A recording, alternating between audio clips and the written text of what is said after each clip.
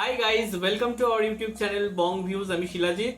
আমি সুদীপ্তা। আপনারা যারা এখনো পর্যন্ত আমাদের চ্যানেলটা সাবস্ক্রাইব করেনি তারা প্লিজ এক্ষুনি আমাদের চ্যানেলটা সাবস্ক্রাইব করে নেবেন আর নোটিফিকেশন বেল অন করে নেবেন পরবর্তী ভিডিওগুলোর জন্য নোটিফিকেশন পেতে। আর যারা আমাদের চ্যানেলটা সাবস্ক্রাইব করেছেন তাদেরকে অসংখ্য ধন্যবাদ। আর যারা ফেসবুক পেজে দেখছেন তারা অবশ্যই পেজটাকে ফলো করে যাবেন। আর যদি পছন্দ হয় তাহলে অবশ্যই ভিডিওগুলোকে লাইকও করবেন। তো আজকে আমরা নিয়ে চলে এসেছি আবারও একটি জিওপলিটিক্যাল ইস্যু নিয়ে একটা ভিডিও, যার টাইটেল হচ্ছে সম্পদ ফেরত, ক্ষমা চাওয়া ছাড়া বন্ধুত্ব নয়, ইসলামাবাদকে ঢাকার বার্তা। আর এটা পাকিস্তান বাংলাদেশ রিলেটেড আর কি ভিডিও, যার চ্যানেল নেম হচ্ছে যমুনা টিভি। তো চলুন দেখে নিয়ে হচ্ছে ভিডিওটা। আর ভিডিওটা যদি কপিরাইট ক্লেমের জন্য ব্লক হয়ে যায় তাহলে সম্পূর্ণ ভিডিওটা আপনারা আমাদের ফেসবুক বা ইনস্টাগ্রাম পেজে পেয়ে যাবেন। আর ফেসবুক বা ইনস্টাগ্রাম পেজের লিংক আপনারা আমাদের ডেসক্রিপশন বক্সে ফার্স্ট পিন কমেন্ট থেকে পেয়ে যাবেন। তাহলে চলুন সবাই মিলে ভিডিও দেখা শুরু করি। স্থবিরতা কাটিয়ে আগামীতে স্বাভাবিক সম্পর্ক বজায় রাখতে একমত বাংলাদেশ ও পাকিস্তান। তবে ৭১-এর গণহত্যার জন্য সাধারণ ক্ষমা, সম্পদ ফেরত না দিলে বন্ধুত্ব যে শক্ত ভিত্তির উপর দাঁড়াবে না, সেই বিষয়টি ইসলামাবাদকে স্পষ্ট জানিয়েছে ঢাকা। জবাবে এসব অমীমাংসিত ইস্যুতে আলোচনা করতে রাজি পাকিস্তান। দেড় দশক পর ঢাকায় মুখোমুখি বাংলাদেশ ও পাকিস্তানের শীর্ষ কূটনীতিক।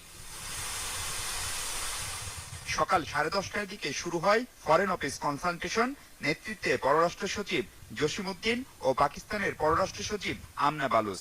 সেই বৈঠক চলে 3 ঘন্টারও বেশি। পরে মধ্যাহ্নভোজ যুক্ত হন নেপাল, ভুটান ও শ্রীলঙ্কার মিশন প্রধানও। পরে আমনা বালুচ আসেন পররাষ্ট্র মন্ত্রণালয়ে উপদেষ্টা তৌহিদ হোসেনের সাথে সাক্ষাৎ করতে। সেখান থেকে প্রধান উপদেষ্টার সাথে সাক্ষাতের জন্য বেরিয়ে যাওয়ার সময় সফর নিয়ে সন্তুষ্টির কথা জানান তিনি। প্রধান উপদেষ্টার সাথে সাক্ষাতে স্থবির সম্পর্ক স্বাভাবিক করতে ইসলামাবাদের আগ্রহের কথা বলেন পাকিস্তানের এই শীর্ষ কূটনীতিক। এই যে স্থবির যে সম্পর্ক, সেই সম্পর্কটাকে স্বাভাবিক করার চেষ্টা করছি। পররাষ্ট্র সচিবের সাথে বৈঠকেও আসে বাণিজ্য, প্রতিরক্ষা, শিক্ষা, বিনিয়োগ ও যোগাযোগ বাড়ানোর বিষয়টি। তাতে সম্মতও হয় দুপক্ষ। 4.3 বিলিয়ন আমরা আজকের আলোচনায় এই ফিগারটা বলেছি। এটা একটা। আর একটা হচ্ছে যে 1970 সালে নভেম্বরে যে ভয়াবহ ঘূর্ণিঝড় হয়, সেখানে বিভিন্ন বিদেশি রাষ্ট্র এবং এজেন্সি 200 মিলিয়ন ইউএস ডলার সমপরিমাণ অর্থ দান করেছিল। সেটারও আমরা এই বৈঠকে হিসেবে চেয়েছি। আমাদের লক্ষ্য ছিল এই জিনিসটা ফ্ল্যাগ করা, তাদের নজরে আনা, এবং আমাদের প্রত্যাশার সামনে যে সমস্ত এঙ্গেজমেন্ট হবে, যে সমস্ত বৈঠক হবে, সেগুলোতে আমরা এই বিষয়টা হয়তো সুনির্দিষ্টভাবে আলোচনা করার একটা সুযোগ পাবো। তবে সেই সম্পর্ক শক্ত ভিত্তির উপর দাঁড় করাতে ইতিহাসের অমীমাংসিত ইস্যু সুরাহা করার কথা সাফ জানিয়েছে বাংলাদেশ। এটা আমরা পাকিস্তানি প্রতিনিধি দলকে বলেছি যে বাংলাদেশের সাথে পাকিস্তানের সম্পর্ক এখন যে জায়গায় দাঁড়িয়েছে, সাম্প্রতিককালে উচ্চ পর্যায়ে যোগাযোগ এবং বিভিন্ন ক্ষেত্রে আমাদের যে সহযোগিতার কারণে, সেটিকে একটা শক্ত ভিত্তির উপর দাঁড় করাতে গেলে আমাদেরকে এই অমীমাংসিত বিষয়গুলো মীমাংসা আসল প্রয়োজন। এই 2010 সালের পরে, এই দেড় দশক পরে যে প্রথম বৈঠকটি অনুষ্ঠিত হয়েছে, সেই বৈঠকে আমরা আশা করি না যে সমস্যাটার সমাধান হয়ে যাবে, কিন্তু তাদের দিক থেকে এই বিষয় নিয়ে ভবিষ্যতে আলোচনা করার একটা সদিচ্ছা তারা ব্যক্ত করেছেন। তবে এখনই যে পাকিস্তান ৭১-এর গণহত্যার জন্য দুঃখ প্রকাশ করছে না তাও স্পষ্ট করেন পররাষ্ট্র সচিব। ক্ষমা চাওয়ার নিয়ে যে কৌশল, দেখেন, আমরা আমাদের দিক থেকে আমাদের অবস্থানটা তুলে ধরেছি।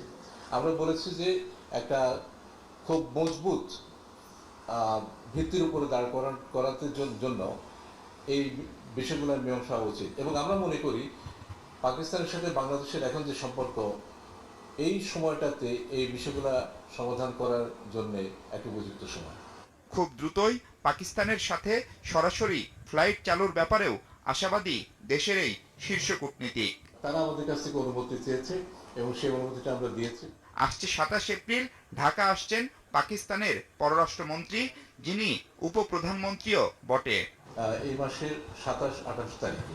মাহফুজ মিশু, যমুনা নিউজ, ঢাকা।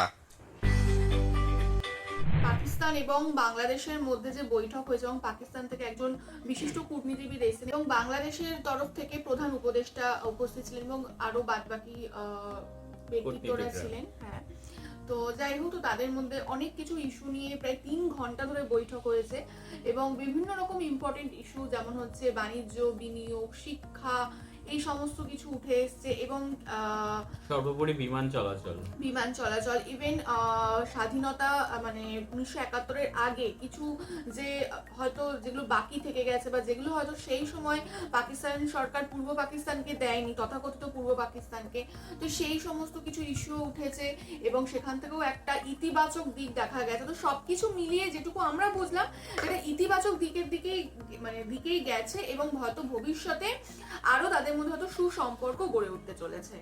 এবং বাংলাদেশ কোথাও গিয়ে স্বতন্ত্র রাষ্ট্র হিসাবে সমস্ত স্বতন্ত্র রাষ্ট্রের সাথে তাদের পারস্পরিক যে কূটনীতিক সম্পর্ক বা বাণিজ্যিক সম্পর্ক সেটা তারা রাখতেই পারে, সে নিয়ে কোনো দ্বিধা নেই। এবং সেখানে দাঁড়িয়ে পাকিস্তানের সাথে যে বাংলাদেশের সম্পর্ক আবার নতুন করে স্থাপন হচ্ছে, তো সেটা বাংলাদেশের জন্য বা পাকিস্তানের জন্য, দুই দেশের জন্যই আর কি খুব একটা ভালো দিক। কারণ হচ্ছে দু দেশের মধ্যে সম্পর্ক স্থাপন হলে সেখানে বাণিজ্যের একটা দরজা খুলে যায়, সেটা থেকে দু দেশই কোথাও গিয়ে উপকৃত হবে।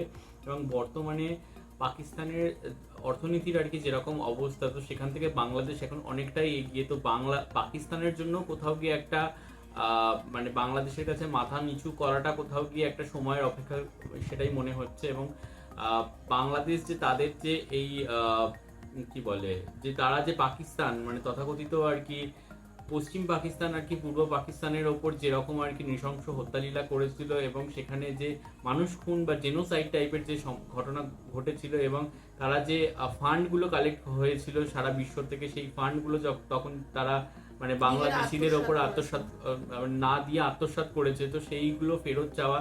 তো এই যে যে ঘটনাগুলোর জন্য তাদের আর কি পাকিস্তান অর্থাৎ পূর্ব পাকিস্তান এবং পশ্চিম পাকিস্তানের সাথে যে সম্পর্ক খারাপ হয়েছিল এবং পরবর্তীকালে বিভিন্ন পলিটিক্যাল ইস্যুর মাধ্যমে আর কি মানে বাংলাদেশ স্বতন্ত্র রাষ্ট্র হিসাবে গঠন হয়, তো সেটা আমাদের সকলেরই জানা। তো সেই যে বিষয়ে প্রবলেমগুলো হয়েছিল, তো সেইগুলোর জন্য কোথাও গিয়ে যে ক্ষমা চাওয়ার যে একটা তারা কোথাও গিয়ে দাবি রেখেছে, এটা বাংলাদেশের কোথাও গিয়ে কূটনীতিকদের দিক থেকে অনেক একটা স্ট্রং মেসেজ দেওয়া এবং কোথাও গিয়ে যে আমরা সম্পর্ক স্থাপন করতে পারি বাট আমরা কারোর কাছে মাথা নত করব না, যতই নতুন দেশ হোক না কেন বা তোমাদের দেশ ভেঙেই আমরা নতুন দেশ গঠন হয়ে থাকি না কেন।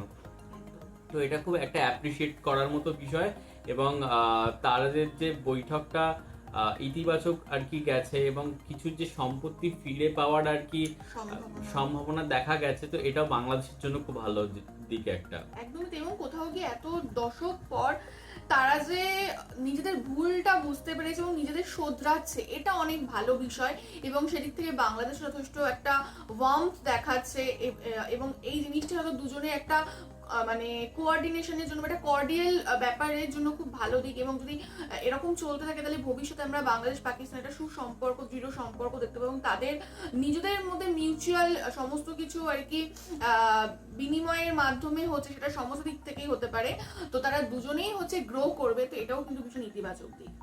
তো যাই হোক, ডেফিনেটলি ভিডিওটা ইনফরমেটিভ ছিল, আশা করছি আপনাদেরও ভালো লেগেছে। এই বিষয়ে আপনাদের কি মতামত অবশ্যই কমেন্ট বক্সে জানাবেন এবং আমাদের ভিডিও যদি ভালো লেগে থাকে অবশ্যই আমাদের চ্যানেলটাকেও সাবস্ক্রাইব করে যাবেন।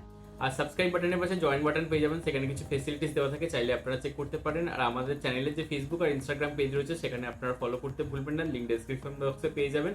আর আমাদের চ্যানেলের যে ফেসবুক গ্রুপটা রয়েছে সেখানে আপনারা জয়েন করে আপনাদের মনের মতো সমস্ত কিছু পোস্ট করতে পারেন, তার লিঙ্কও ডেসক্রিপশন বক্স চেক করলে পেয়ে যাবেন। আর আমরা যদি আপনারা পার্সোনালি পছন্দ করে থাকেন আমাকে শিলাজিৎ ওকে সুদীপ্তা হিসেবে, তাহলে আমাদের পার্সোনাল ফেসবুক আর ইনস্টাগ্রাম সাইটেও ফলো করতে পারেন, লিঙ্ক ডেসক্রিপশন বক্সে দেওয়া রয়েছে। তো দেখা হচ্ছে পরবর্তী ভিডিওতে, আজ এ পর্যন্তই, টাটা।